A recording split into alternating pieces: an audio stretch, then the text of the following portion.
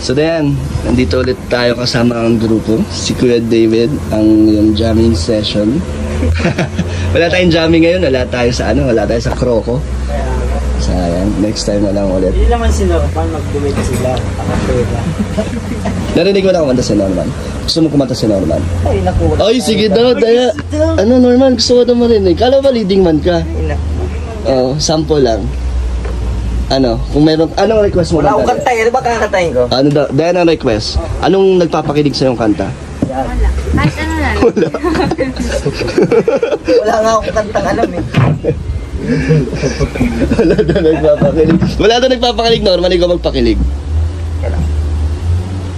Wala, ano ba kanta?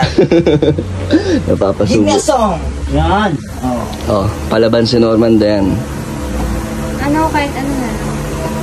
Anong gusto mong kanta? O kung may iaalay kang kanta, Norman, kay Den, ano yun? Nakakasait sa dulo ng dila ko yung kanta eh. Sa dulo ng dila mo. Sige, isipin mo muna. Ayan, so January pa pala yung nag-take ka ng entrance exam. So ngayon ay magkakatapusan na. Wala pa rin result. Wala pa rin.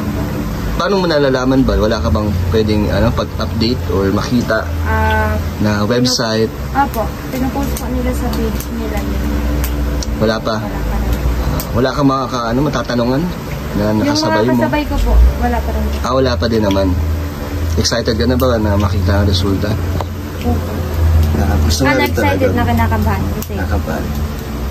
Pero naman, di ba, 100% naman na pag pumasa ka, itutuloy mo. May nang setup mo yan. Sakto, di ba, may boarding ka na. So, doon ka na tutuloy pag may kapasok ka na. Opo. Sa naman po, pwede naman din daw po kung part-time doon. Sa pinagpapasukan mo ngayon. Sabi niyo. Ito, Kuya David, ano ba tingin mo dun sa State College kasi siya nag-enroll? Tingin mo ba mataas ang standards dun sa Sabi kasi ngayon nila, daw, medyo tumaas nga daw yung passing rate entrance exam.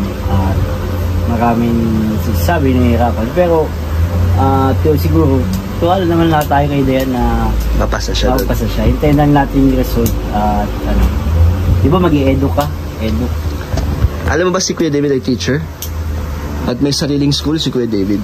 Oo, pwede ka doon. Halimbawa, pagka gusto mo mag-practice teaching, pwede ka doon, mag-OJT ka doon. Sir. Ano ka na sa real world ng teaching. Yan, meron silang school. At ang meron kayo is hanggang grade 12? Simula kinder hanggang grade 12. Meron kami. Yan. So, pwede siya doon kumuha na experience sa inyo? Pwede. Wow. Meron kaming college. So meron na nag-aabang sa yung school din. At makikita mo palagi doon si Norman. Bakit? Nagawalis ako doon. Estudyante. Tuturo ako sa'yo. Nagawalis ka. Part-time ko yun. Tapos estudyante pa ako doon. Grabe naman sipag ni Norman. Yes. Working student. Yan ang mga dapat na nililiday man. Lahat kayang gawin, no? Yes. Handa ako maging teacher ka. Material. Sa school ni Kuya David. Asbal material. Asbal material. Nag-aaral pa.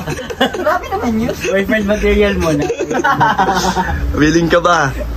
Dayan, gusto mo na i-take ang offer ni Kuya David pagdating ng... Anong year ba nag-OJT?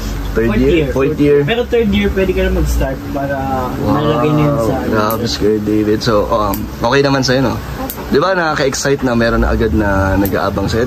Thank you, Kuya David. Di ko naisip yan, ha? In-offer mo yun. Galing. Yung school talaga namin is sa pagtulong talaga yun. Charity din kasi ang school nila, Kuya David. So, almost half ng aming students is talagang scholar din. Nagbabari in 50%, 100% ng students.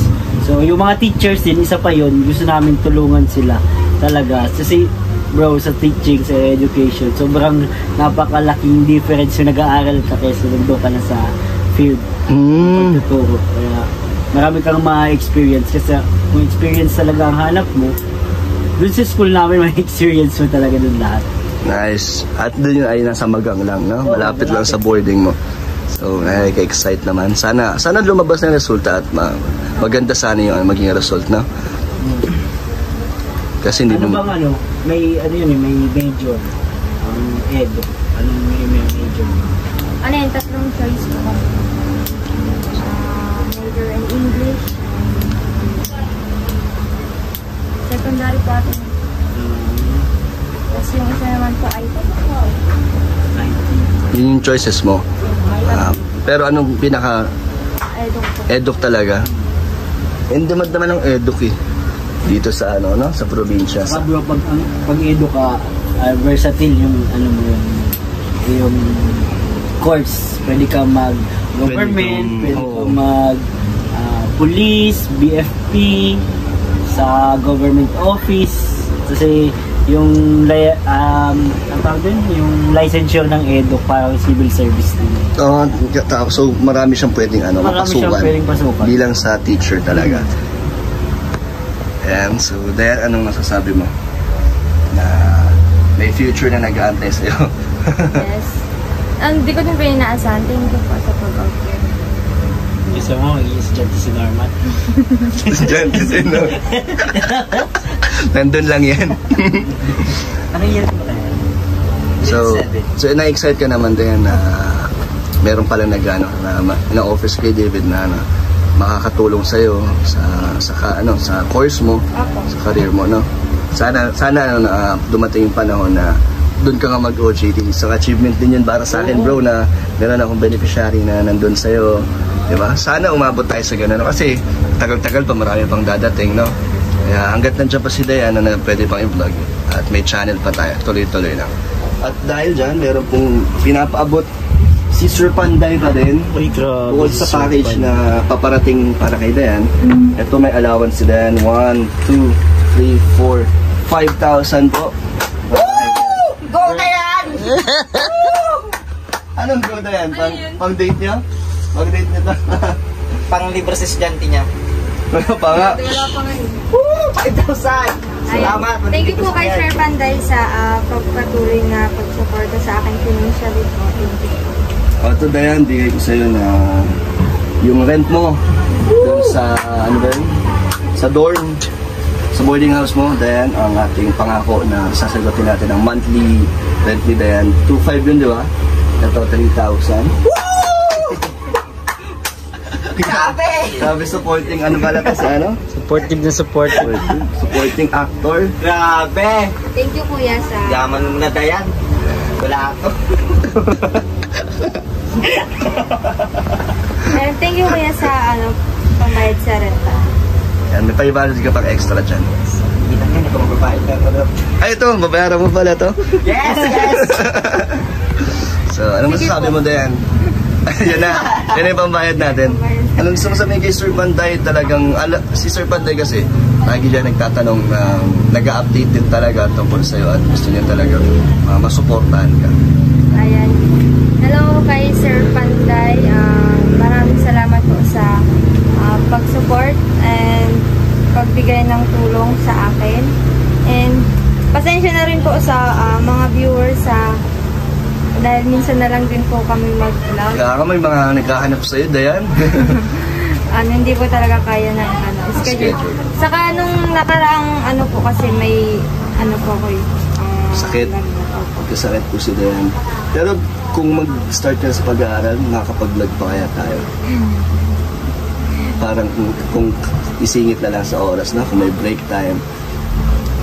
Sige, Dayan, mag-ano ka na, paalam ka na sa mga nagmamahal sa'yo at mga tumutulong.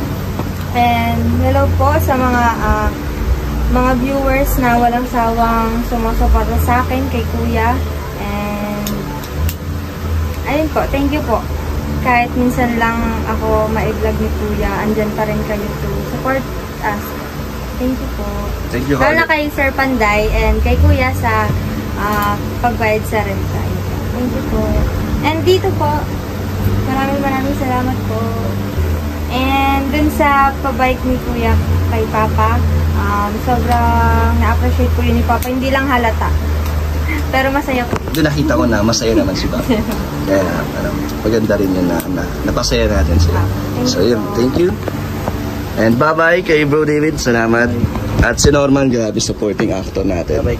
Bye-bye po, mga kalingap. So mga kalingap, ayun, salamat po kay Sir Panday sa binigay pong 5,000 pesos.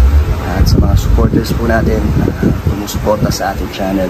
Yan, sa mga gusto pong magpaabot ng tulong, message kayo sa Facebook page Kalingap Dan. So thank you po.